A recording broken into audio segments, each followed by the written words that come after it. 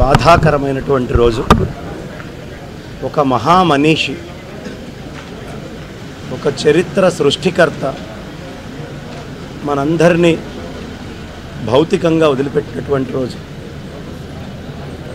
కళలు చాలామందికి అంటారు, కానీ ఆ కళని సాకారం ఎలా చేసుకోవాలి అంటానికి ఇవాళ ఎవరైనా ఉదాహరణ ఉన్నారు అంటే అది శ్రీమాన్ రామోజీరావు గారు.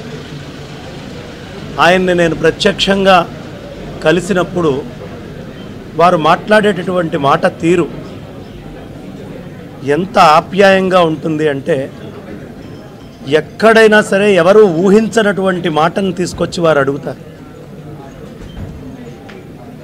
ఆయన ఓం స్పిరిచువల్ సిటీ అని భారతదేశంలో ఎన్ని క్షేత్రాలు ఉన్నాయో ఆ అన్ని క్షేత్రాలకి భారతదేశంలో ఒకే దగ్గర చూపించాలి అనే తపనతో అద్భుతమైన కృషి చేసిన మహానుభావులు.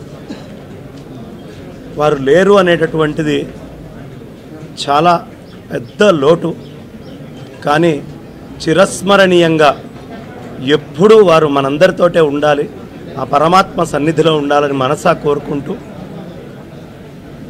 సర్వధర్మాన్ పరిత్యజ్య మామేకం శరణం వ్రజ అహంత్వా సర్వపాపేభ్యో మోక్షయిష్యామి మా శుచః.